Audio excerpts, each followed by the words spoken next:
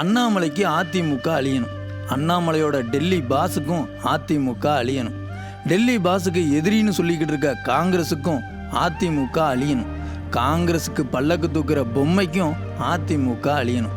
10 வருஷமா மக்கள் விரோத ஆட்சியை நடத்தின பாஜக கூட்டணிக்கும் 3 வருஷத்துல தமிழ்நாட்டை முட்டுச்சந்தில் கொண்டு வந்து நிறுத்தின திமுக கூட்டணிக்கும் இங்க இருக்கிற ஒரே எதிரி அண்ணா திராவிட முன்னேற்ற கழகம்தான். ஏன் தெரியுமா?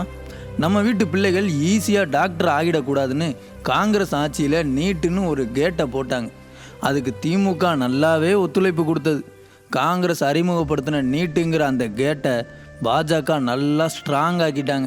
நீட்டுக்கு எதிராக போராடுறதா சொல்லி நீட்டை அறிமுகப்படுத்தின காங்கிரஸும் திமுகவும் நாடகம் போட, நீட் நல்லதுன்னு இன்னொரு பக்கம் பாஜக நாடகம் போட்டது. இந்த நாடகங்களை பார்த்து ஏமாந்து இங்கே வாழ வேண்டிய பல குழந்தைகளோட உயிர் பறிபோனது.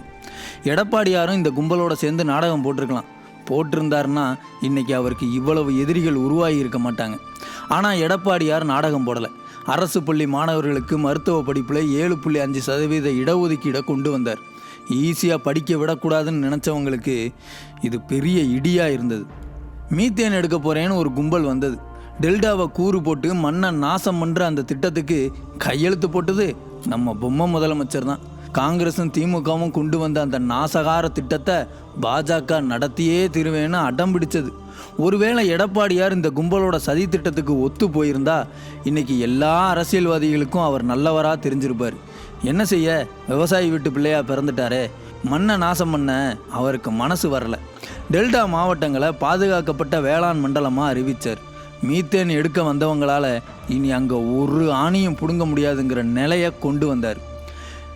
காவிரி பிரச்சனையை பற்றி காங்கிரஸ், பாஜக, திமுகன்னு யாருமே பேச மாட்டாங்க. அந்த விவகாரத்தில் கர்நாடக அரசியல்வாதிகளுக்கு பெரிய தலைவலியாக இருக்கிறது எடப்பாடியார் மட்டும்தான். முல்லை பெரியார் விவகாரத்துலேயும் அதே நிலைமை தான். மத்திய அரசு கரண்ட் பில்லை ஏற்றுங்கன்னு சொன்னால் திமுக மக்களை பற்றி யோசிக்காமல் கரண்ட் பில்லை ஏற்றிட்டு மத்திய அரசு தான் காரணம், சாரி ஒன்றிய அரசு தான் காரணம்னு கூச்சமே இல்லாமல் பேசும். ஆனால் எடப்பாடியார் எவ்வளவு நெருக்கடி கொடுத்தாலும் அதை செய்ய மாட்டார். 11 மெடிக்கல் காலேஜ் கொண்டு வந்ததாக இருக்கட்டும், கால்நடை பூங்கா கொண்டு வந்ததாக இருக்கட்டும், கொரோனாவை எதிர்கொண்டதாக இருக்கட்டும், எல்லா இடத்துலையும் மக்கள் விரோத அரசியலை பண்ணுற கும்பலுக்கு எடப்பாடியார் ஒரு உறுத்தலாகவே தான் இருந்தார். எடப்பாடியார் மட்டும் இல்லை, அதிமுகவே உறுத்தலாக தான் இருக்குது.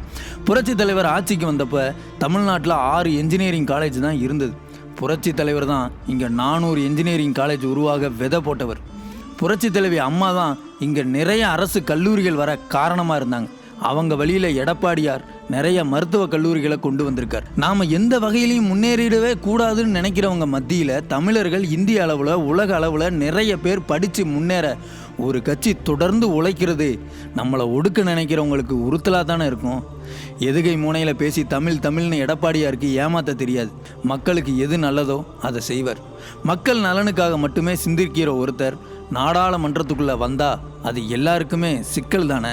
காவிரிக்காக 22 நாள் நாடாளுமன்றத்தையே நடத்த விடாமல் போராட்டம் பண்ணவரை பார்த்து பாஜக, காங்கிரஸோட தொங்கு சதையாக இருக்கிற திமுகன்னு எல்லாரும் பயப்படத்தானே செய்வாங்க. எல்லாருக்கும் எதிரியாக இருக்கிற எடப்பாடியார் தான் நமக்கு நண்பர். யாரையும் நம்பாமல் மக்களை நம்பி களத்தில் நிற்கிற எடப்பாடியாருக்கு தோள் கொடுப்போம். நாடகம் போட்டு ஏமாற்ற நினைக்கிறவங்கள தோல் உரிப்போம். ஒற்றை விரலால் ஓங்கி அடிப்போம். இது நம்ம காலம்.